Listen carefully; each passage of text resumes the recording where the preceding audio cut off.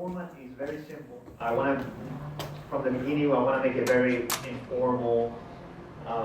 We want to know a little bit more about his story. Why do I start these ways?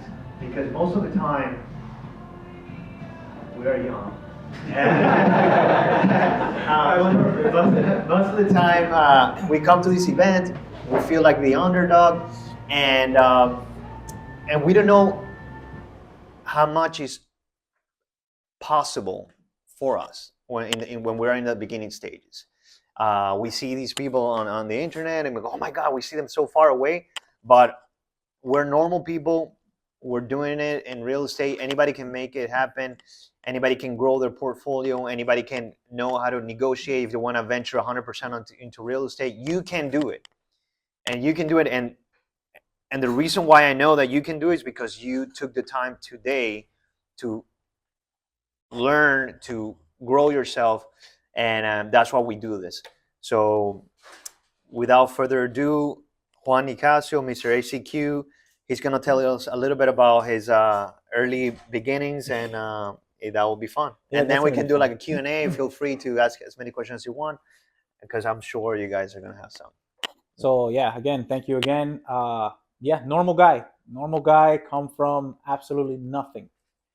Immigrant parents, moved to the United States of America about 40 years ago. And yeah, just like really humble beginnings. New York City, Brooklyn, not in the best parts of Brooklyn. And just, grinding and hustling my way through life, always. Single mom. And, it wasn't I don't want to say it was a really tough life, but it wasn't, let's just say it wasn't the most pleasant.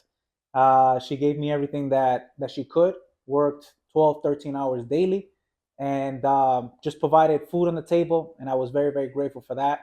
By the grace of God, I saw the hard work that she was, putting in. She was a very, very strict human being, but she is still. She'll still kick my ass. She'll tell me, I don't care if I'm in crutches, I'm gonna beat your ass if you get out of line. But no, but it was good. It was humbling.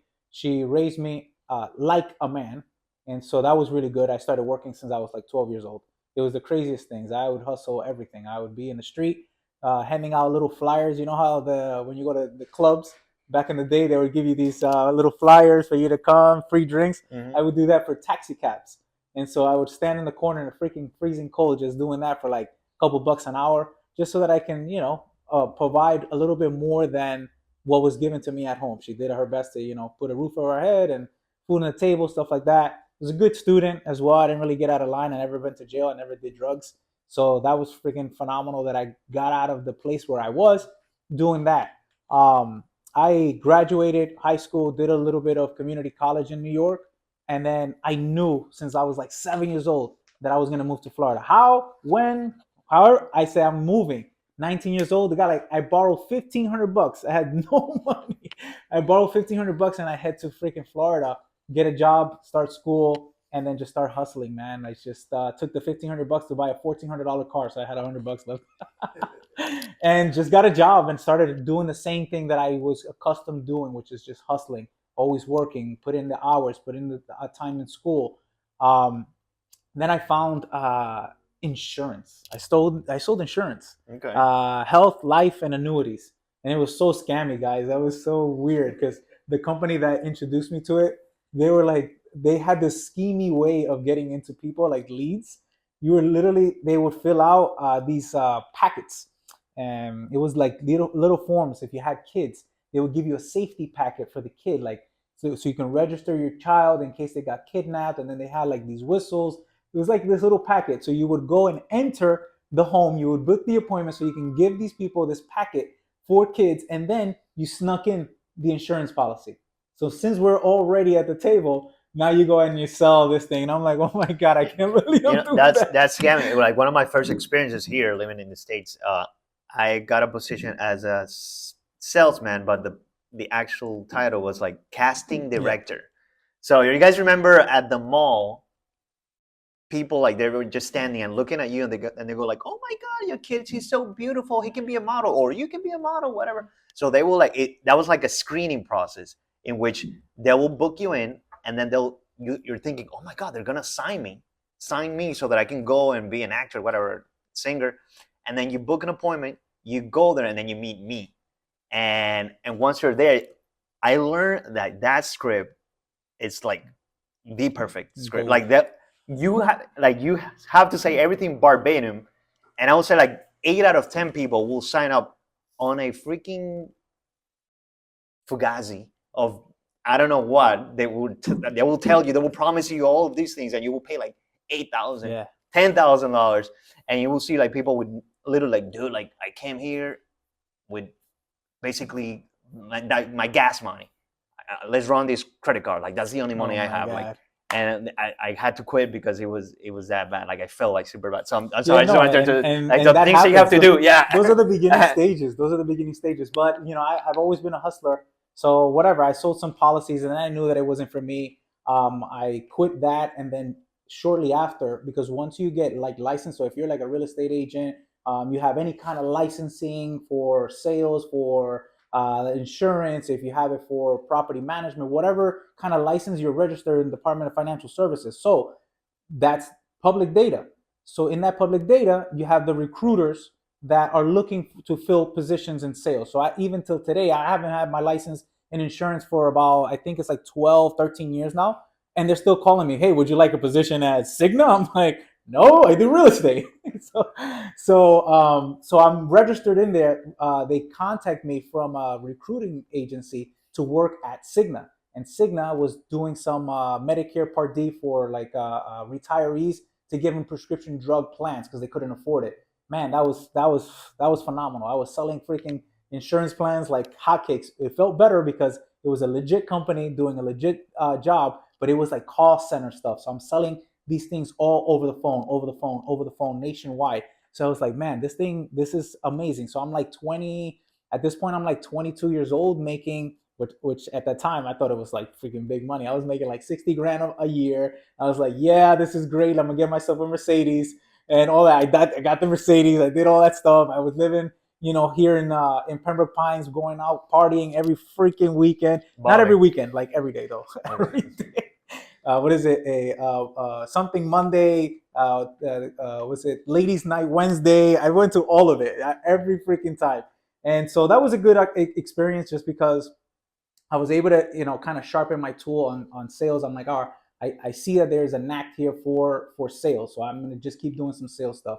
Finally, I got kind of tired of that industry. I did sell like medical supplies and stuff like that in other opportunities, and then opened up an insurance brokerage. So I was selling a lot of insurance to people in South Florida through a brokerage. So I opened up the brokerage where I had like all the different carriers, so I can sell you whatever it was. So I had to pay for leads. Same thing. Inbound leads, I would call, and then boom, I can sell policies all year long, right? And so I was doing that. I got this sense of marketing and sales, marketing and sales. So that's kind of like a little bit of my background as far as how I got there. Finally, after the Obamacare came to play, man, that shit destroyed my business. I was going from making I think it was like 12 to 15% annualized on the premium. So let's just say it's $1,000, $12,000 times 12%. They paid me all like everything up front. So I would have like 400 clients. I was making great freaking money. That was like around 20. That would have been 2000. No, that's actually like 2012, 2013. Okay. Yeah. So that destroyed my business. Going from 12% to 1. Yeah. Bro. So I shut that shit down. okay, so you got out of that, destroy your business. I'm assuming that's when you took the leap of faith on real estate. Yeah, Because at that time, everything went down after the crash, and a lot of people made a lot of money during that time. Of course. So tell us about that period of time. How did it show So I up? met my ex-partner at church, and he invited me to like a men's ministry for like entrepreneurs and business people. And so we would gather every weekend, and through there, right, doing things like this, that happened. So he was like, hey bro, I understand your pain. You're going through that. The business is not doing so well. I do this thing in real estate. How would you like to make $5,000 a deal? just kind of calling some of these people, negotiating, and I'll kind of guide you through that process. I'm like, I have no idea about real estate other than going to Zillow and seeing whatever, houses, what they're selling for, and that's it. I don't know anything about real estate. No prior education to that. And so I'm like, bro, I'll give it a try because I don't really have anything to lose. I already, my business went down to nothing. And so I got to get some kind of supplement there. I'm like, let's do it. So he's working full time at it's a logistics company, and he was doing it part time. He was wholesaling. I didn't know what wholesaling was at the time. YouTube wasn't that big back in those days. We're talking about 2012. There was not like a lot of videos and stuff like And that. who here knows what is wholesaling, just in case? Okay. Okay. Cool. For those that don't know, right? For those that don't know, it's just basically flipping paper. I will call a homeowner. We'll have a conversation. They'll tell me they want to go ahead and sell their property. We negotiate a price, call it $100,000. I give them a piece of paper that says, yes, I will buy it for $100K. It's a contract. And then I find another investor flipper that will purchase it from me at 105, 110, 120. And then I just assign my rights of this document to them. They close on it, and I just make the money in the middle, for those that don't know what wholesaling is. Yeah. So that was my journey, right? That was my journey, and it was good because it was telephonic sales. It was like a perfect match for me because I've been doing telephonic sales for such a long time. So it's divine stuff, right? Like God put me through all of those other scammy things and kind of learning the habits and behaviors of people and what to say, what not to say, how to build trust over the phone, right? Mm-hmm. With somebody that never seen you and you're probably never going to see. Yeah. So it took me forever, man. The guy gave me like this crazy old list. Must have been like a year old, but it had like hundreds of names, bro, like hundreds. And just so psychologically you don't associate, because he mentioned the word scammy at the beginning, and then now like, oh, we're doing real estate. Oh, none of that, because ultimately you have to gain the trust of the other person on the other side, and then there's other rules and regulations they have to abide with, and then that's the part that you have to be creative enough to know what to say, understanding the psychology of the seller and understanding where are they coming from, and then you provide a solution. So and that's where we're going to get to. So basically, I do my first deal. It took me like 3 months to finally get somebody to tell me that they'll sell me their properties for pennies on the dollar. It's a freaking phenomenal deal. It was in Liberty City. I remember just like yesterday. I had a squatter that lived right in front of the front porch of the house. He was guarding it for us. We actually paid the guy to not let anybody else in while we sold it to another buyer. And I think we made $15,000 on that first deal. The guy handed me a check for $5,000. I almost quit because it's 3 months of me calling and dialing and trying to negotiate. Couldn't get a freaking deal done. And I'm like, bro, this is bullshit. I lost my business, went to shit. You got me doing these calls. I appreciate you giving me the opportunity, but I don't see it. He's like, bro, just give it some time. Give it some time. Keep doing it. Boom. We pop off that first deal. He gives me a freaking $5,000 check, and I'm like, yo, this is crazy. Real. This is real. It became real. It became real, and I said, you know what?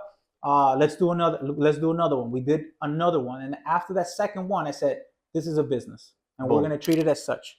And I quit everything else that I was doing, straight focused to real estate, and it's been a journey ever since, and it's been phenomenal. And then I can kind of get into what I do now and how that goes. So please enlighten us. Yes, that's so we spent like 5 years, in that partnership. We got really, really good at doing the marketing and the sales side of things here in South Florida, to the point where we were doing on average somewhere between like 70 to about 75 deals a year, just straight wholesaling. No fix and flip, no buy and hold, no nothing. We were cranking them out. We had auction houses. We had this inherited properties. We had tire landlords like me. We were freaking cranking it up. 75 properties at 15, 20,000 a pop, right? It's freaking phenomenal money. Things started kind of getting, really expensive and competitive. Everybody, the YouTube University, all the gurus. Yeah, that's when everything started like popping. 2008, crazy, dude. 18, it was 19, 18, 19. I was 20, like, damn. So things started kind of changing a little bit. The business wasn't as fruitful as it used to be. And I actually wanted to do more because I'm like, damn, I think that I'm playing small because everything that we do is all South Florida. What happens if we go to Georgia? What happens if I can go to Texas? What happens if I can do a deal in California? What happens if I could do a deal in Pennsylvania? Right? Like, what are those opportunities? And you're bringing this up, and I'm assuming probably, I'm gonna put this in your mind, but you start like to think like, oh my god, but I know so well the market here in Florida. Now, how do I comp or how do I evaluate a deal in out of state? Can you elaborate a little bit on that? Yeah, I mean, look, what I learned through that process, and I think that there is merit to doing deals in your backyard. You have to do deals in your backyard so you know what it takes to actually do a deal from beginning to end. Whether you're gonna buy the property to flip it, right? Renovate it, flip it, or you're gonna keep the property to for a rental. You got to do it in your own backyard. Get that experience. Go through that process. Once you do that, honestly, guys, if you're gonna treat it as a business, it has to be a rinse and repeatable business. Because if you can only do it in one place or one type of property or whatever, well, you're going to put yourself in a hole where you don't have enough bandwidth, or you're not going to have enough inventory for you to really expand and really blow that stuff up to the capacities that you want. So people get into real estate because they want to become millionaires. Well, in order for you to become a millionaire in real estate, you need to own quite a bit of doors, or you need to do quite a bit of flips in order to do that. And if you're in just your backyard, you're doing one, maybe two deals, three deals at max a year. Well, that's not really going to get you where you want to get. You know what I mean? So basically, you're encouraging like, hey, treat it as a business, and when you create a business, you create a system, and when you create a system, that's when you actually are able to, depend on that scalability, Right. in which you're able to then focus on, okay, how do I use this money that I'm making and reinvest this money to something else that create me more passive. If you guys were here on the past event, we were actually talking about that in particular, like creating a system, depending on that system, and then using that money to keep building on your real estate. Because and there's nothing wrong. I mean, you can do whatever. You do crypto or stock market. So you can use that money to whichever you want to do. So I think it's like a very valuable lesson that it took me a while, a long time to understand, because you don't know what to do. Like you keep running and running and running, you get tired, but you need to allocate that money somewhere else. Yeah, diversification is super important. We did was wholesale a lot of properties, and can you guys guess how many properties we kept? Anybody have a guess? 76 houses a year. How many properties did we keep? Zero. Fucking zero, guys. Zero. It was one of these things where, like, when you don't know, you don't know. We were flipping so many properties, so it felt like we had like a cash cow, because every single month we would do 5, 10 properties, right? And it's coming in at 15, 10, 15, 20, 30, $50,000 a pop. You don't ever think it's gonna stop. It's like, you see those stories with the drug dealers. They're like, yeah, I'm just gonna do this until I can get out of the hood, or I can do this until I make it out. You know what I mean? And then you treat it, you become like a business, right? Either by accident or on purpose, and it's kind of very difficult to let that go, right?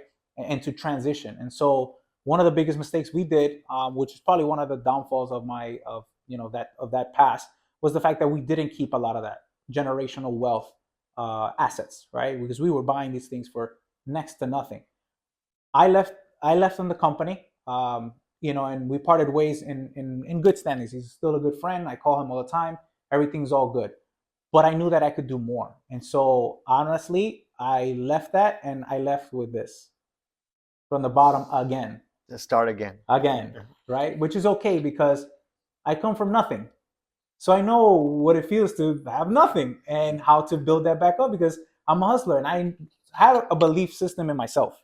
And that's amazing. That's great. And I heard this once, and just that thought transformed my mindset. Most of the time, and you get entangled with these thoughts of like, oh, financial freedom, let's create financial freedom. And most of the time you get inspired to start in real estate because you want to create financial freedom. But I heard this from Dan Lok, the Chinese guy. Yeah. So, and then he gets like, more importantly than financial freedom, seek financial confidence, and that revolutionized my mind because it's like it doesn't matter. Like you can own 20 buildings and freaking earthquake like in Turkey. You own like half of the city, and that happens. You lost everything. So what are you gonna do if you don't have that confidence of like, you know what, I can make it again. You got divorced. She took like everything. You can make it again. Yeah. So it's like because I noticed like a lot of people get stuck like what? But what if I get divorced? Or what if I get? You're always gonna walk in fear, and you're not supposed to walk on fear. So this is more like a mindset thing.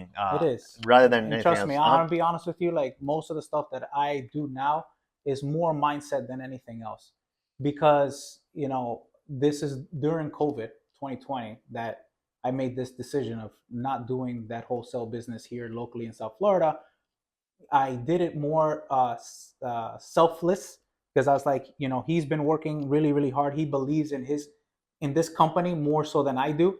He can have it all because we were splitting everything 50-50. So now I just put 50% back in his pocket for he can provide for him and his family and do what he feels passionate about. And I think that I was kind of maybe dragging him down. So I didn't really believe in that company anymore or what we were doing. I think it was best for me to transition out because I wanted to do something a little different. What I wanted to do, I had no idea, and I'm have to start from zero again. Freaking 2020, everything is changed right completely. But in that tough time, I knew that something had to change, and it was nothing to do with economics.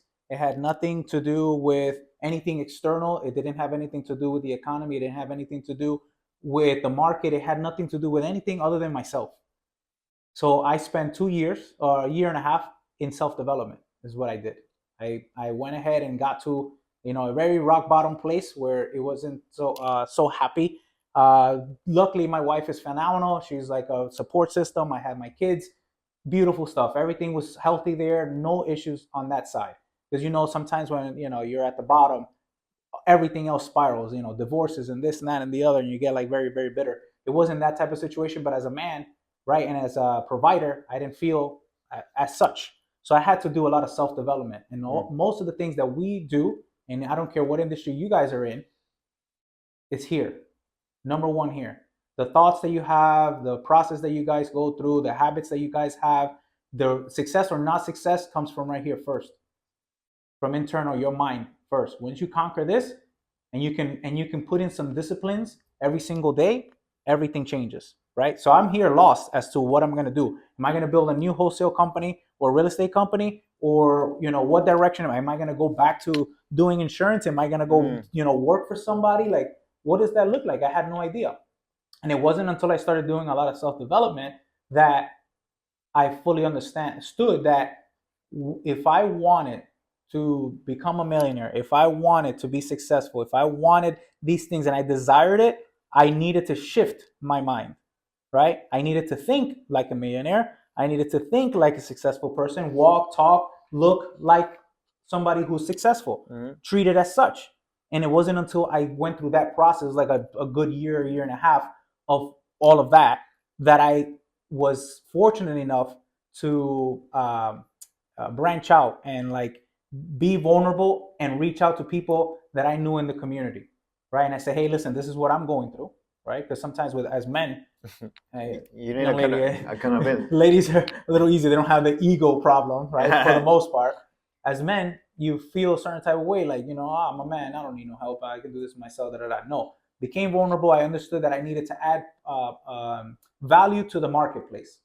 And that's what changed everything. That was from Jim Rohn. I don't know if you guys, any of you guys follow Jim Rohn, but that's my uncle, my uncle Jim Rohn. Yeah. And you had to add value. So I was like, okay, so what is it that I can add value to? What is it that I am at? What am I good at? Sales. And what else? Real estate. Because I was doing 76 freaking properties a year. Obviously, I know a little thing or two. So instead of just trying to be like this self-proclaimed owner of a company, blah blah. So you know what? I'll reach out and I'll be like a contractor for certain companies that need sales guys, right? So I became an acquisition guy for a couple companies. That was the difference. So most times, what happens in this industry is that you would apply for an investor's business where they have leads and you're calling on them, but they basically own you. It's a job, right? Mm-hmm. I said I'm not that's not gonna happen with me. I have not that I was above other people, but I just knew that I had a certain skill set and I can do more. So I was like, hey, I'll help you guys close deals. You're struggling closing deals. I'll help you close deals. And one thing led to another. A marketing guy, his name is Esteban Andrades. Yeah. He calls me. He's like, bro, I'm actually struggling with some clients that they keep canceling on me because they say my leads are shit, and I have a hard time believing that that's the case. Do you think that you can take a look at some of those leads and kind of give me some feedback? Number one, whether the client is correct or if I have to improve my my marketing, or is it my client that doesn't know how to close? Fucking, I was like, sure, put me together with the guy. I called the guy. The guy was so arrogant. He's like, you can't, these leads are shit. I'd be surprised if you can close any of those deals, but whatever. If you want to give him a try, yada yada. A week and a half, 3 fucking deals locked in. Wow. At $25,000 a pop. He's like, how the fuck did you do that? And I'm like, well, I mean, I'm listening to your calls. I see that you guys only called one time and you didn't really have a good conversation. You didn't even build any relationship with the seller. You didn't even ask the right questions. So yeah, you guys suck. So that started my new journey as a sales consultant. And so I saw opportunity there where now number one, I'm able to help other business owners scale their business, right? Scale their marketing, be able to close more deals, be able to capitalize on the deals that they don't know how to close, because I know how to do a little bit of creative deals, which we'll talk about in a little bit. Yeah. And so it was a win-win. Why? Because now I have also access to properties nationwide, which is what I wanted to do. I wanted to expand, right? So starting from zero, I didn't have marketing money. So I was like, okay, well, this is probably a good avenue because I'll work with these guys, not for them, work with these guys, close deals, and then I'll have access to properties all throughout the United States. Because the first person was in Florida, but they did nationally all regional, all of Florida. And then the other guy was from Ohio. He was doing deals in Ohio and doing deals in Texas, and I'm closing $20,000 yeah. house. Yeah, they were worth like 20 grand. So it was crazy. So I started doing that, and so out of word of mouth, people start talking. I started doing some posting. Esteban helped me a lot with, let's say, hey, there's another client that may need your services, and one thing led to another, and I created this consulting business to help people scale their marketing and sales business, right? Which is wholesaling and fix and flipping of their properties from the lead sources that they're marketing for. And it's amazing that you told us the journey, because oftentimes we get stuck, and you were able to tap into yourself and figure out, you know what, this is what I want, this is what I want to do, and then you were able to accomplish what you already wanted it. But oftentimes we think like it has to be in a certain way, but God shows us a different path that you can ultimately accomplish it. And I think that's very important, because we get just stuck. And when you come from a place of like, how do I position myself to give out?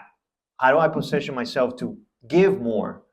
Eventually, things are gonna start to open and for yourself. And they did in that magical, godly way where I honestly didn't know that it was going to develop into that. I thought I was going to end up opening up my own, real estate investment company and following the same processes that everybody else. And God showed me a completely different way. Now I tell a lot of the people that I did a lot of, because I did invest a lot in mentorship. So I joined a lot of mastermind groups and joined these type of things as well to gain the amount of knowledge that I have, because it didn't come from just doing deals. I needed to learn how to do those type of deals. So like, aside from like real estate, that's the topic that most I have so much passion, is like the self-development. Because for me it was like a light bulb. And it was like most of us, like Rich Dad Poor Dad, you read that thing, you freaking revolutionize your mind. And it's this is crazy. When I read Rich Dad Poor Dad. I went to this event, and I realized Kiyosaki wasn't there. But either way, they pitch you on a 3-day course, which is okay. And then after that, they pitch you on a course of a $30,000 course, and you're like, man, where am I gonna get this money? Because everything that you heard is like completely different from what you heard like in your entire life. So now you want to do it, and I bought the course preliminarily. I just gave out like $500, and then I saw like the first chapter of the book. Sorry, of the course, and one of the first things that said that I feel like extremely appreciative that they actually said this. And then in the video they say like, "Hey guys, first of all, before we enter into the real estate paraphernalia, um, you need to start thinking like a rich dad." And I'm like, so we're gonna take like 2 weeks just trying to transform your mind. Yeah. And I'm like, wow, because that means that I actually do think like a poor dad. And if you haven't heard that book, recommend that book, Rich Dad Poor Dad. Yeah. So I'm like, you know what? I don't think I'm, and that's another thing. Like it took you self-awareness. So at that particular time, I was like, you know what? I do think like a poor kid, like a poor dad. Sorry, like a poor dad.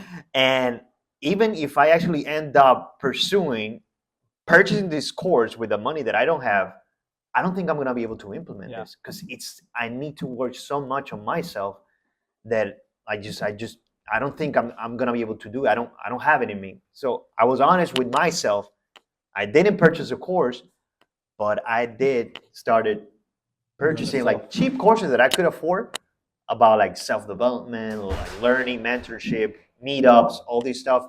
And that helped me go through that and position myself in another level in which I was able to prepare myself to the new journey of my life. Yeah, and I think that, again, and I know you guys came here for real estate and all that sort of stuff, but I want to be honest with you, like the secret to success is your own is controlling and understanding here, right? And self-awareness, self-development. Because look, have you guys ever watched that show like failure? I don't know if it's failures or disasters of lotto winners or something like that they do on TV, like people that win the lotto, and then they end up either dead, they end up losing all their money, they have drug habits or whatever it is. It's the same thing if God, universe, whatever you believe in, just you say, hey, I want to become a millionaire tomorrow, you know what I mean? Like I want to retire, I want to have a couple million in the bank.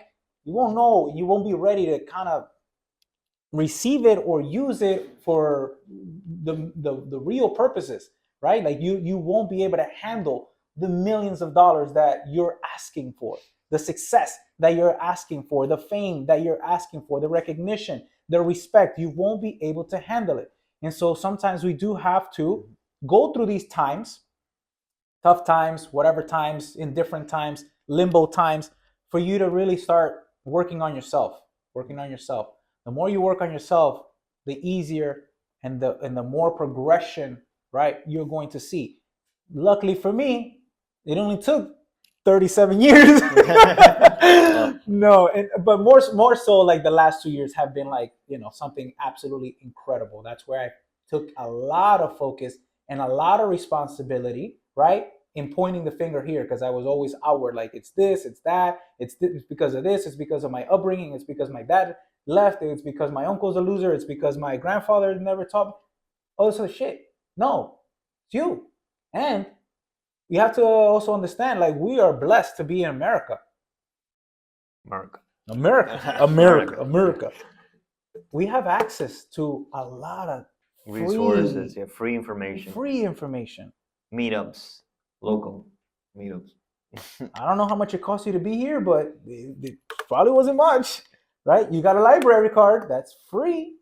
Rich Dad, Poor Dad, all the mindset stuff. You can reach out to me on WhatsApp after this. I add you to my group, and you can ask as many questions as you want. Little forum right there. So we're blessed to be in here in America. So really, you don't have an excuse to not succeed. This is the land of opportunity because there is opportunity. It's a capitalistic world that we live in here, where in other countries it's not so easy. If not, then we would probably live there. So we have all of this at our fingertips. The only problem is that we don't apply the specific habits and disciplines to be able to get to where we want to get to. Juan, tell us. I'm gonna changing a little bit. Tell us a little bit about these different the different ways of like locking up the deals, because not every deal is you can actually flip or flip the contract to, or not every deal you are able to flip, or maybe not hold with like with bank terms. Or can you tell us and talk a little bit about Yeah, different strategies that you're implementing? it's a good And guys, segue. feel free to ask any questions. Yeah, it's a good segue because that's basically how I was able to demonstrate my skill set with all these other companies and helping them convert a lot of their leads. It's like, well, you know, yeah, you're looking to do a cash deal as always. You're trying to buy it at 70 cents on the dollar minus repair, and then you have your profits built into that. But some of those deals, they don't work that way, right? So, like, I'll give you an example. The client that says, "Hey, all these leads are shit." The first deal that we did, I was like, "Hey, listen, lady, you have this house. It's a mobile home that basically caught fire. I either need it for like free, right, or I'll pay you 25,000, right? But it's gonna be an owner finance. What I'll do is I'll give you $5,000 up front, and then I'll make monthly payments until I pay off the other 20." Right? She's like, Creative finance. okay, I mean, how soon can you do that? Because why? I figured out the psychology of sellers is they have a problem to solve, right? If you are calling on leads, if you're doing any kind of negotiation, I don't care if it's with a realtor, an attorney, you're paying for leads, what have you, right? You get things at foreclosure. We got to figure out the who, what, where, when, why, like what is going on here. Once you figure that out, then you can go ahead and figure out the solution to it. So the lady, what she really wanted to do was put a down payment on a new mobile home outside of the city where she was living. She didn't like where she was in. She didn't, obviously the house needed repairs and she couldn't afford it. So she wanted to buy a new one so she didn't have to do repairs, but she needed $5,000. So I gave her I structured the deal on the $5,000, right? And then monthly payments. Then I went ahead and turned around, found somebody that wasn't a flipper. He paid the 5,000. He paid 10,000. He paid 10,000. And he kept the 5. I kept the 5, right? And then he pays this lady the $20,000. Because I still did the same wholesale strategy that doesn't work for a cash buy. And then he got it like on a finance Yeah. aspect, and then he has to pay the interest, the $500 to the lady. Because the lady, all she wanted is the 5,000. She doesn't care if it was Pepe, Juan, Peter, whoever who's gonna pay her. She just needed that structure, right? So I solved that problem. And not only, I'm sorry, go ahead. get excited, but and not only that, he was able to solve that lady's problem, but he was able to solve this Pepe problem. Pepe's problem. The buyer, Yeah. because probably he had like a bad credit, or he was an immigrant, or like he didn't have any resource. The guy had the money in a mattress. The guy was making money here, but he couldn't spend it. His American dream was to get a house. Yeah.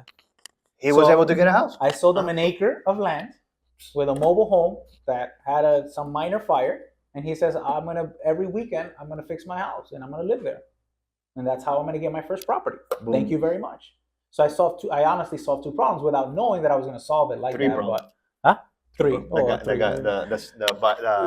The guy who owns the lead. Yeah. The guy who paid for the lead and all that stuff. So it worked out. I actually sold the deal for $50,000. That's the little caveat. $50,000, and the lady was happy, and it is what it is. We made $20,000 on the deal, and so whole point is, especially in this market, because this is a time where it was pre-COVID, a little bit pre-COVID.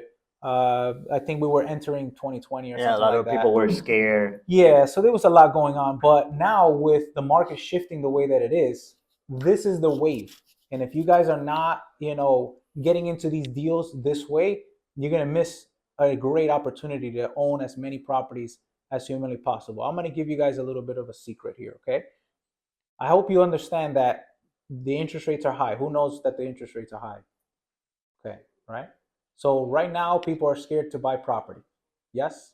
Because they can no longer afford it. We live in an economy that it's about affordability, not about the pricing. So if, let's just say, let me ask you something.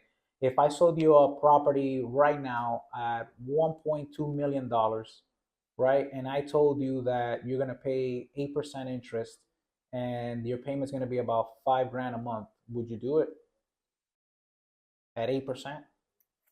That's not possible. Huh? That's good. 5,000 on $1 million? How much is it? I don't know the math. It's It's more. a- It's more than $5,000. 6,000? 6,000, 7,000? What is it? Almost like 10,000. All right, 10,000. Okay. So now I tell you, okay, listen, I'll sell you the property for $1.5 million, but your payments are $2,000 a month. Would you do it? So why not create those opportunities? Because those loans already exist, is what I'm saying. So like you had all of America go bananas during 2020 all the way through 2022 that purchased properties with low interest rates. They got it at 2.3, 2.5, 2.9, 3.9, 4%. Even at 4% is still 4.5% is still a good deal. So now what I do is I understand that. And so instead of me always looking for the cash deal, the flip deal, all that kind of deal, I want to buy it using their mortgages, right? I want to make the payments on those deals. Why? Because I'm probably not going to see 2%, 3%, 4% interest rates for a very long time. If maybe, I don't know, 15 years from now, I don't know. I don't know when it's going to happen. But I get to capitalize on America, who is the buyer for all those mortgages. So now I have an unlimited amount of properties that I can get, that I can either cash flow, build fast equity, or flip them. And he's providing a solution, because I am. what's the problem? High interest. What's the solution? Low. If everything is really high and you can't sell your property, right? Because you're probably going to lose money since the equity theoretically is going down. People are not buying. People have to lower their price when they go to market. And I'm seeing prices go down, anywhere from $20,000 to I see properties $100,000, $150,000, $300,000 price cuts. It's insane. So how do you get out of this situation? I literally, when I came in, I wish you guys would have heard the call. I'm talking to a guy in California as I'm driving in, because hack. I'm gonna give you guys a hack. I don't drive. If I go far, I don't drive. So I'm an hour away from here. So I jump in an Uber and I get business done in my Ubers. Okay. So I have my private chauffeur and I get in an Uber and I'll have conversations. So I just did a $40,000 deal with a $60 Uber drive. Because if I'm driving, I gotta make sure that I don't miss. It's freaking Miami. I might miss GPS. Whatever. Yeah, GPS, and I'm doing all this other stuff. Like I'm not gonna be there. And the guy, he's in California, so it's a different time zone than we are. So I needed to accommodate for that lead, right? So the only way I could do that is I had to have full attention, but I also want to get here. So I killed two birds with one stone. I jump in a $60 Uber, and I'm making the phone call, which is a $40,000 deal. Boom. On my way here. Why? Because I was able to contact this guy. This guy, he needs $150,000 because that's going to be his retirement money. He's like, I don't know, 60 something years old. His partner died, and this is all he has left is this particular property. So I'm going through the conversation and trying to figure out, okay, how do I make it work? Because the property's worth $360. You just told me that it got appraised for $360. You want $150,000. You owe $200,000 on the property. I can't offer you the cash deal, right? So I would have missed out on $40,000 because I would have been like, hey, sir, I can't really help you. Yeah. But because I got the creative side of things where I can say, hey, listen, how about this? I'll give you the $150,000, but you're going to stay on the mortgage. I'll make the monthly payment on that mortgage, right? Then on top of that, I know you want $150,000, but I'm not going to give you that up front. I'm going to give you a contract for the $150,000. But what we're going to do is we're going to put a second mortgage to the Bank of Matthew. His name is Matthew.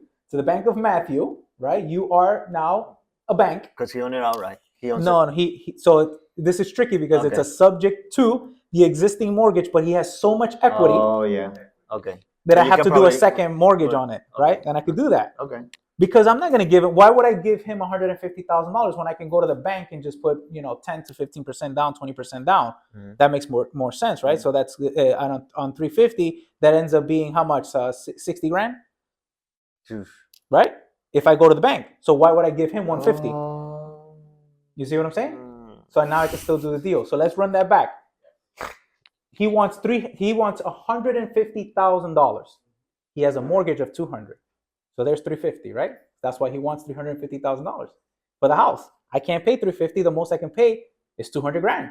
What he owes on it. So he walks away with zero. So that lead, most people, that deal. I can't do shit with it. The house is in great shape. There's not much to do to the property, but it's a lead that we pay for. So I say, how the am I going to make this happen? He just went through a death. He has all these situations. He doesn't want to list it with a real estate agent because he's going to pay closing costs. He's going to pay commission on the property, and he's not going to net 150. No matter what he does, he's not going to make $150,000 on this property, and he needs it to carry him out for his retirement. This is it for him. You have to understand that most people are not like, even at 50, 60 years old, you're still young. 70 years old, you're still young if you're mentally prepared for that.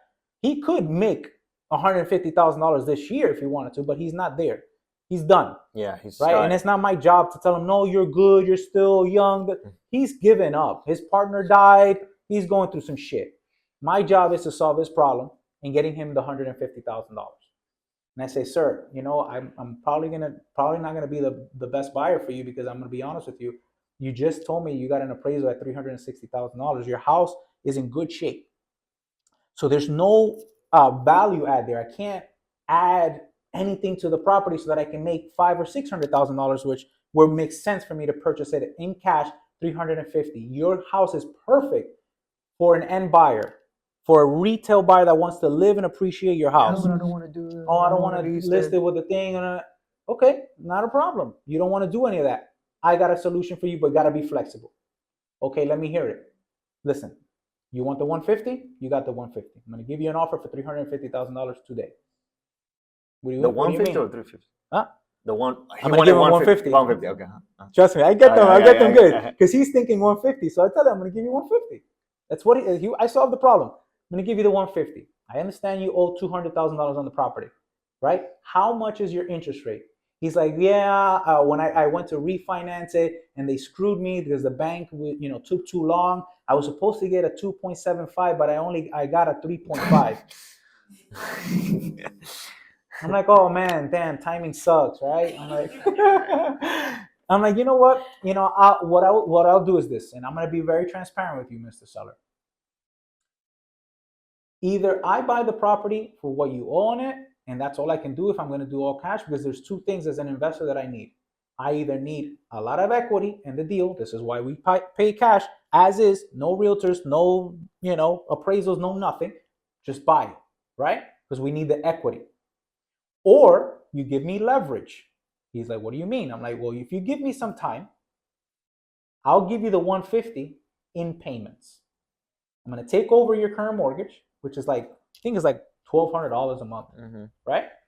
I'm going to set up a second mortgage for, I'm probably going to give him like, I think we negotiated something like 40 grand down.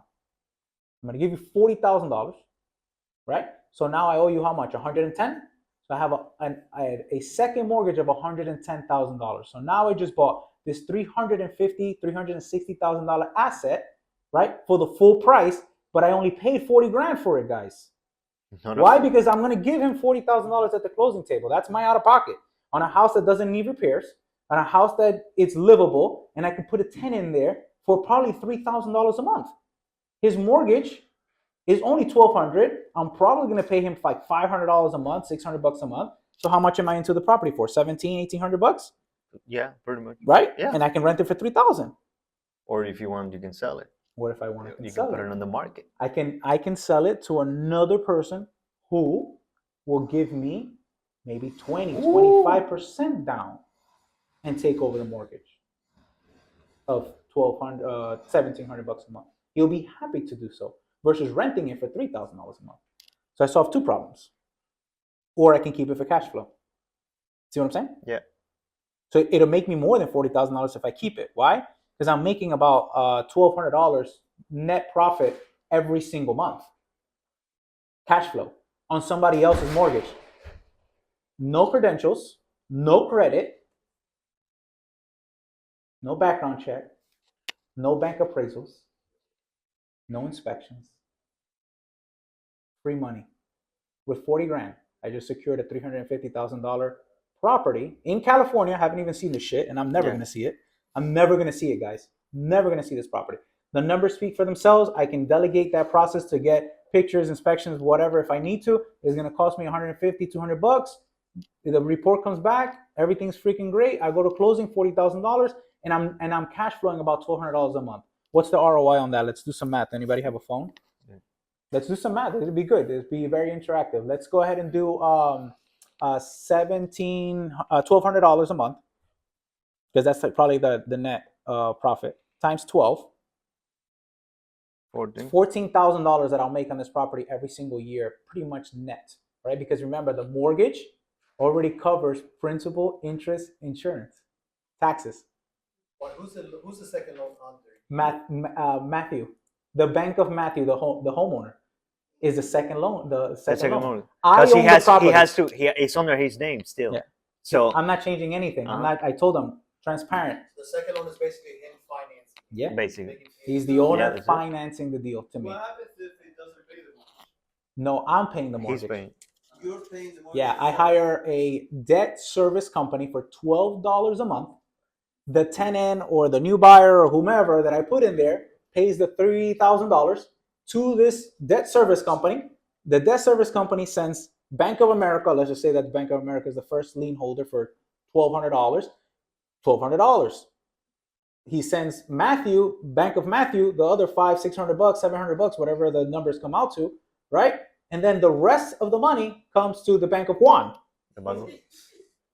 right? That's how that gets done. So I know that the mortgage is being paid. I don't let the homeowner pay it because he can just run with the money, right? So I secure the whole deal with a $12 a month freaking subscription, a debt service company, right? So what did we do? 14,000, 14,000 net. right? Divide that by $40,000. 280%. I'm making 280% return on my money. Is that what it is? Divided by what? By 40 grand. 36%. 36%. 36%. I make 36% on $40,000 a year. Creative finance. Where most people here in South Florida will buy a duplex for $500,000, $600,000 to cash flow net maybe 5%, 5.8%, maybe 6, maybe 6. Yeah, that's pretty net after expenses. Yeah. after expenses and everything, pure cash. Or they get a hard money loan, or they get some kind of loan at high interest, 7, 8, 9%, but they're still cash flowing only 6%, and I can make 36. And basically, and if you do the math on his cash on cash return, it's yeah, that's what I did. 40,000 because that's my cash. no, but it's not. Huh? It doesn't even. It's not even coming from you. No, It's like it's like 100% return. So theoretically speaking, it's infinite return is what that's called. Infinite return. I say 40,000. Yeah, 3 years. Where if you do a regular traditional route, how many years does it take for you to make your money back? So if you buy something at 350 and you're only making 6% net, how many years is it going to take you to get your money back? I do it much faster because in 3 years I'll have my $40,000 back. Plus I own the property because the property is under my name. He owns the mortgage. The seller owns the mortgage. So even if I decided that I wasn't going to pay that shit, well, the bank is going to have a trip because they got nothing. Well, the seller can sue you, though, right? They can try, but all my shit goes in a trust. I own it in a trust, and for you to go do all that process, it's a mission. And guess what? I'm gonna fight him because he got $40,000 at time of closing. That's what he asked for. Of course, there's a second mortgage and stuff. So I'm not in the game to do that. But so they're recording an actual deed. Yeah. So once it's recorded, so you're not putting a lien on the property. He's recording. He owns the property. Yeah. He owns. No. So he's responsible for the loan, and then he owns the property. I own the property. The guy's responsible for the loan. But I make the payments because that's the right thing to do. Like you're capitalizing on somebody else's credit, somebody else's down payment, whatever the heck they had to do to get the loan. I'm capitalizing on that, right? But I own the property. But he's on the note. He has a note, yeah, yeah. so But he's a it's- second lien holder. Yeah, it's a second lien note. So it's So he a doesn't little bit really- of a pain because then you have the bank and then you have him, and then for him You to just got to fight make it. sure that it cash flows. Yeah. Sometimes when you do that, you just got to make sure that what you can rent it for supersedes the two payments. That's just a little bit more of a complicated deal. There's deals that are much simpler where it's like they don't have a lot of, which I like those too, where they don't have a lot of equity. Let's just say they bought the property in 2001, and for whatever reason, because it happens so often, we get so many of those leads. They bought in 2001. Let's just say they bought the property for $240. They have a loan of $200,000, right? All they want is $40,000 back. So I just pay the 40 and I just take over the mortgage, and that seller's gone. They're done. I just keep making the payments, and that's it. There's no the second mortgage or anything like that. Those are simpler. The easiest one is when they have no mortgage and the seller still wants top dollar. What do? Hey, Mr. Seller, same story. As a real estate investor, I'm either going to buy it in all cash and get a good amount of equity, at least 20 to 30% of equity is what I want in the deal, minus any repairs. And if that doesn't work for you, then I'm not your cash buyer. But if you're patient and you're flexible, what if I give you your $500,000 asking price?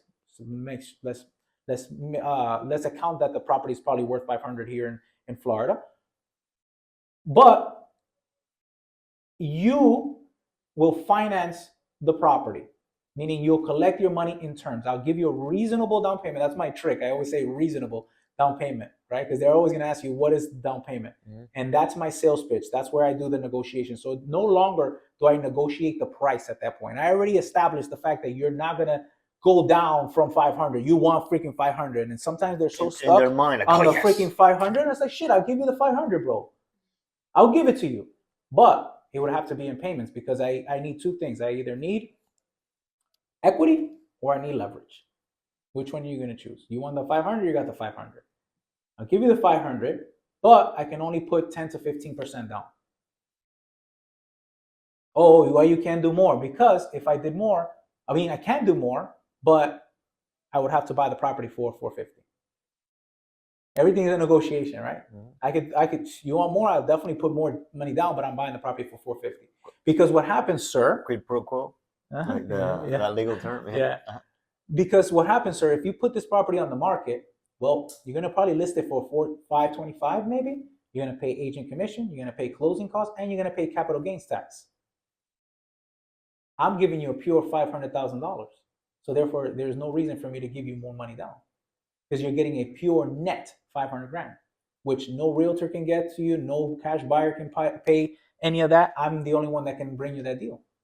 So I'll give you 10 to 15% down on your $500,000 asking, and I'm going to amortize the payments for 30 years like a regular mortgage. Oh, but I can't wait 30 years to get paid. Okay, so what can you wait? Oh, the max I can do is 10 years. Okay. You know what? Huh? You lower the interest in that case? I don't pay interest, period. And no, when did you guys ever hear me say interest in this conversation? Never. How you do on finance? The loan has an interest. No. No. So let's go back because this so is you're very just paying direct. Yeah. Okay. Listen. Check this out. So you agree to a price. Yeah. Yeah, because think about it. And that conversation comes out. That's a very good question. That's why I like that he asked it. You want $500,000 for your house because you feel like that's what the property is worth. Your neighbor sold for $500, but your neighbor sold for $500 plus he paid a realtor, he paid the commission, the closing costs, and maybe he had to fix the property up, and he probably paid taxes on the deal, right? So the neighbor really net $500,000, yes or no? No. He did not, right? He probably made somewhere around $425 if he's lucky, right? So I'm giving you a pure $500,000, so the interest is already baked into your freaking price that you asked for. You understand what I'm saying? So that's why I don't offer interest, because that when that information comes through, he's like, oh, but you're not going to pay interest on the thing. I'm like, yeah, I can pay interest, but I'm buying the property at $425, and I'll pay you 3% interest. So it's not a balloon mortgage. It's just... I do a balloon, but get the drift here. The drift is I'm buying it for $500. Your interest is already baked in, because if you sold it normally, you would only net to 425 if you're lucky. I'm already putting $75,000 extra in your pocket. There goes your interest. So that's why I do zero interest loans. If you're gonna pay the amount that they actually want. Yeah. Yeah. It's a net amount. Or we can go the other route. I'll pay 425 for it, And then I'll pay you interest. 3% interest. And still. Right? Yeah. And I'm still getting a better deal, right? Because now I have equity. And they have. Uh-huh. You see what I'm saying? Okay. Everything is a negotiation when it comes to that type What of. you do is, let's say the property is 100K, you put 30 down, and you split the 70 for the 30 years or whatever you guys agree. You can. It's creative. It's creative. You do it however the heck you feel like is a good deal. My deals normally is 10% to 15% down. Why? Because I know that I can always find a buyer at 20 to 25% down. That's my trick. So Okay. 10 to 15 because I know I can get 20, 25 from somebody else. Okay, got it. And now I'm thinking, because I deal with a lot of different type of, like anyone, sellers. Yeah. They think in a certain way, and you Yeah. have like they have a psychological profile. Either they're like super direct with you, very expressive, very analytical. Yeah. How does that play with you on that pitch? Because I'm assuming maybe the analytical guy, if you tell them all the intricacy of the deal, he will get excited and oh my god. But how do a driver will act on it, or an expressive that? No, I treat all the sellers the same, bro. You know what? That keep it simple, stupid, approach. I break it down like a 5-year-old. If I'm explaining it to a 5-year-old, because it's a different thing.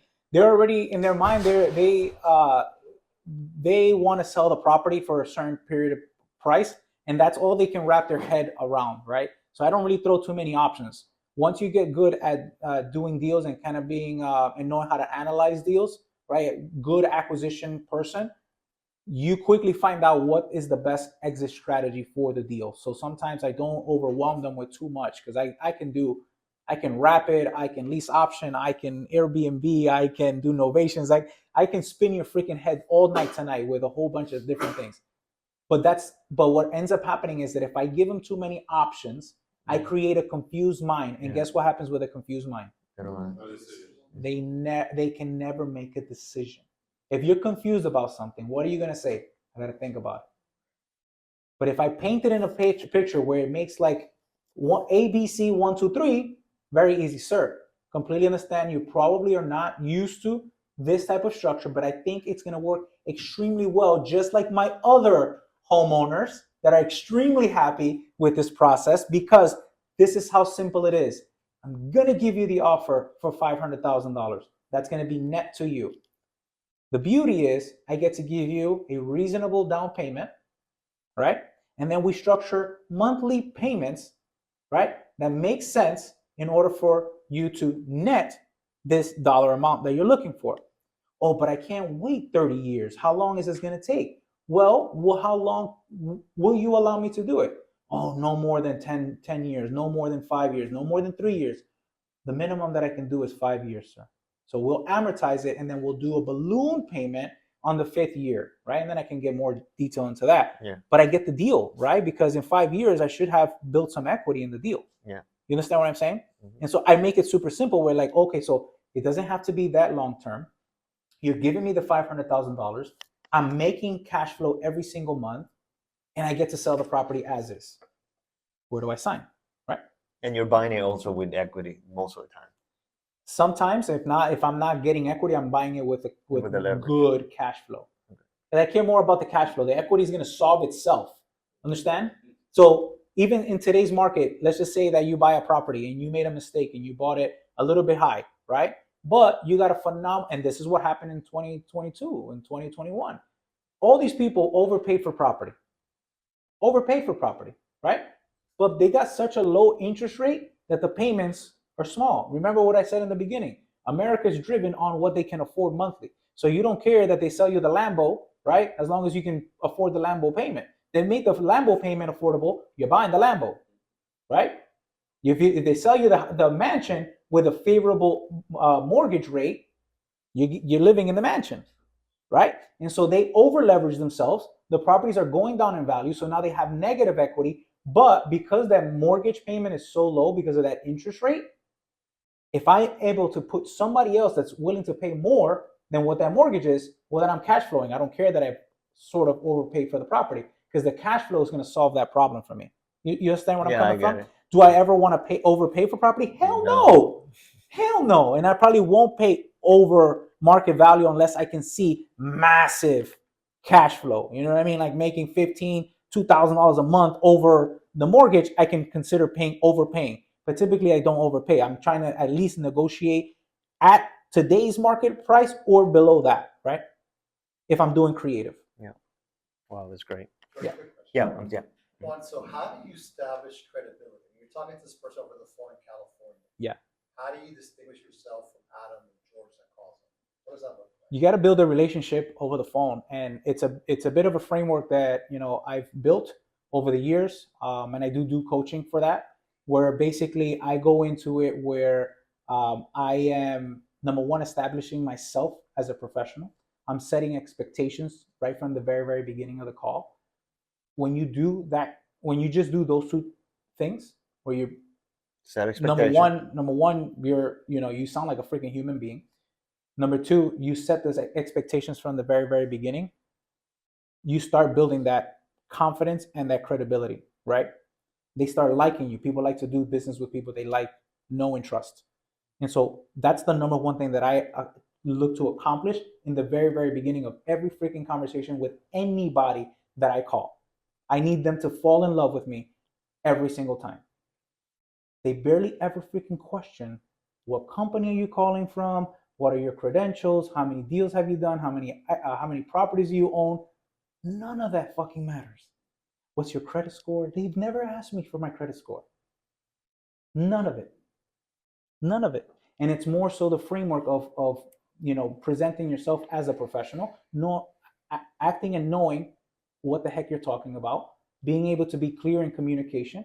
And of course, if you have some kind of online presence, a website, some Google reviews, which I really recommend everybody that if you have any type of business, please invest in Google, right? Please invest in Google My Business. Please invest in at least a freaking landing page, some testimonials. That thing goes a long way, right? So if you have any kind of business and you're not investing in your infrastructure of your company so that you can be up, we're in the internet world, man. Like everybody's just Googling absolutely everything, right? I've been lucky to not have to present all those credibilities, but I have all my testimony. I'm ready on a whim. I have my websites, all that stuff, but I don't ever need it. They don't ask for it.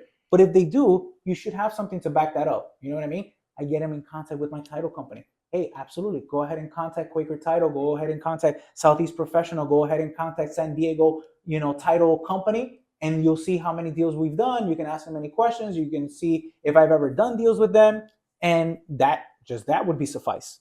Oh, okay, great.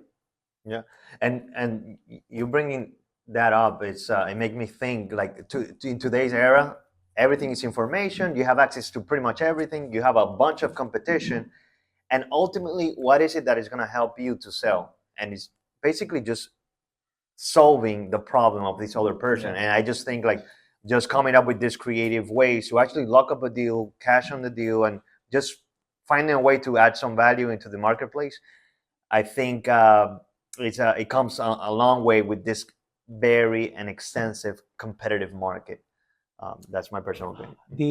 The main thing that makes me different than everybody else is that I really spend time with these people. I don't rush them off the phone. I don't ask preliminary questions about, what's the condition of the property. Like that's the last shit that I'm worried about. I'm more concerned of like, why are we even on the phone? How is it that you were hoping I can help you? And those type of things. And because this is very important because this has happened to me, and they have told me in the past like, why would you care? Like, or they feel like, oh, you're getting too personal, something like that.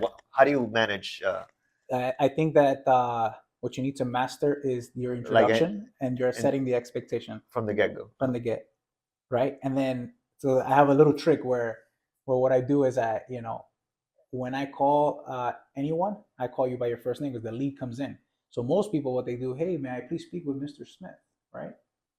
Who's this? They think it's a creditor, the insurance guy. I've dealt with that, right? Yeah, I sell insurance before.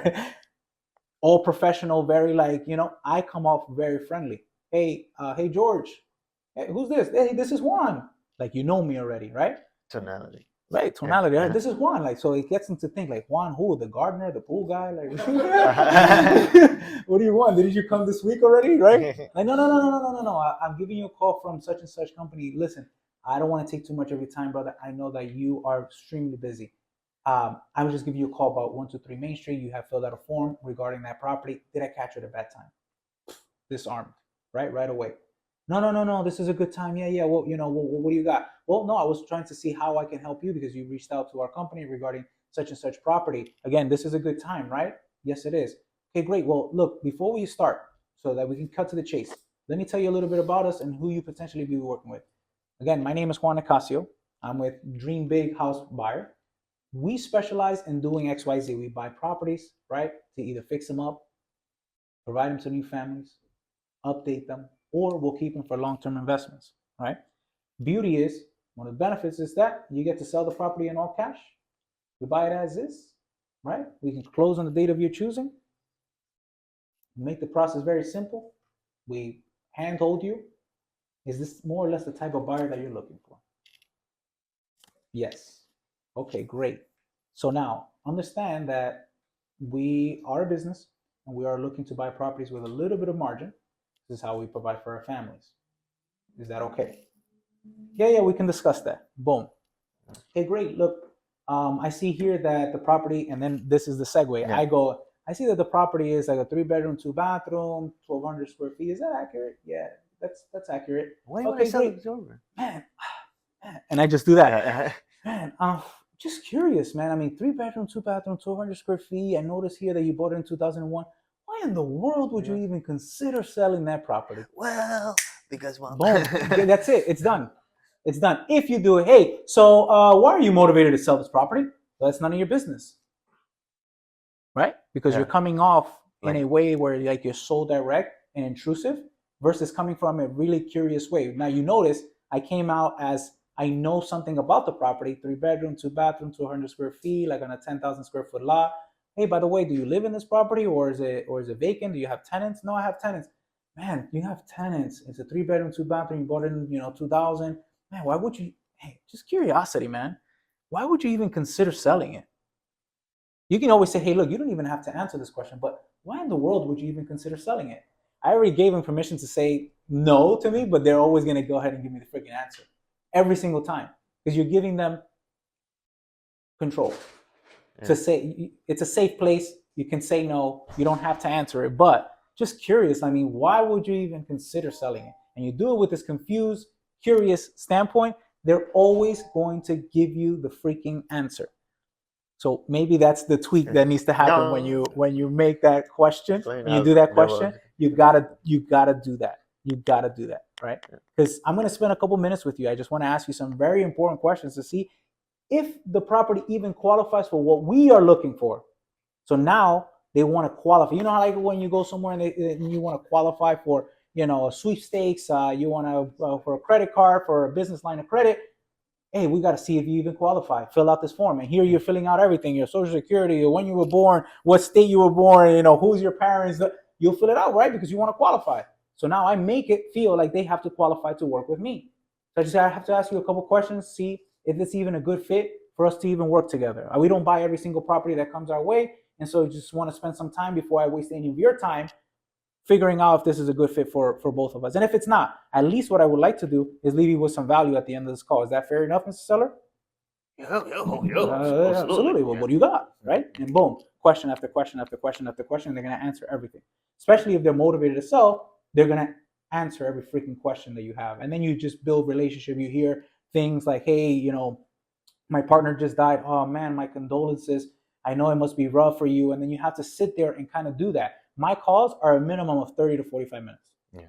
So that Uber ride, we called at 6:30. I showed up here at 7 and I didn't finish until like, 7:10 or something like that. So it was like a 40-minute conversation. Yeah. And he's hooked.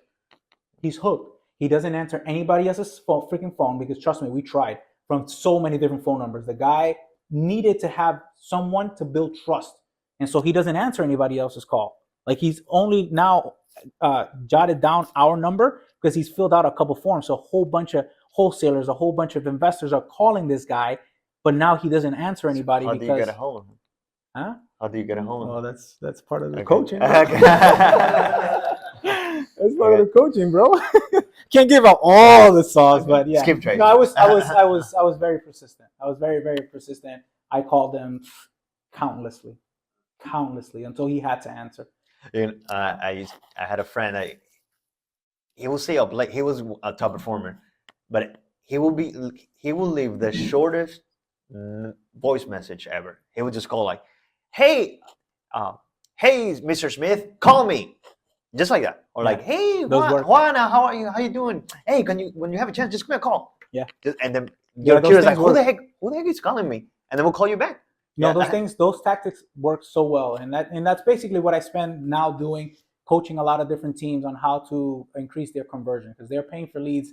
They say their shit. Everybody says the same thing. The leads suck. The leads suck. The leads suck. The leads suck. And so it's not the leads that suck. It's your level of attack. Your level of skill is not up to par, and that's why you're not converting. Because I'll get on there and they're like, "Yo, how do you do that?" I called them 9 times. I saw in the system you only call twice. You call in the morning, you call in the afternoon. Just like every car warranty company, like every single tow company, like every insurance agent, like every other telemarketer, collection agency, they call one time. They may or may not leave a voicemail, and then they don't call you until tomorrow around the same time. You know it's the same freaking people. But if I'm calling you back to back 4 or 5 times, there's got to be a fucking fire, an emergency. Somebody's dying. Somebody's trying to reach me. They pick up the phone. What the fuck? Oh, I apologize. I figured you thought I was a telemarketer. I figured you didn't even recognize the number. Maybe I came up as spam, but I apologize for calling you back to back. Henry, this is Juan. Juan who? You reached out to me in regards to the property on 123 Main Street. Do you not want to sell it anymore? No, of course. I just didn't know. Yeah, I figured. That's why I called you, and I apologize. Can you save my number now so that you know that when I call you that it's me and not a scammer or some kind of spam call? Oh yeah.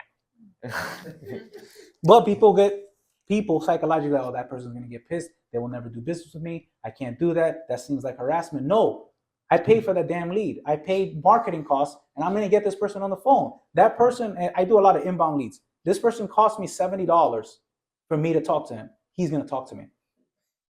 Whether he's gonna curse me out, he's gonna tell me to go fuck myself, whatever it is, he's gonna talk to me. But I paid for it, and I got him on the phone. I verified that it is Matthew, that he owns that property. He told me to go to and hell. That applies to any other business. And guess what? I'm gonna still call him in 2 months, in 2 weeks, in a week. He's not gonna remember Juan the gardener, right? So, Juan, this has been amazing, but I need to wrap it up. So I told you I can go for days. But it's great. I really enjoyed this time. It was pretty cool.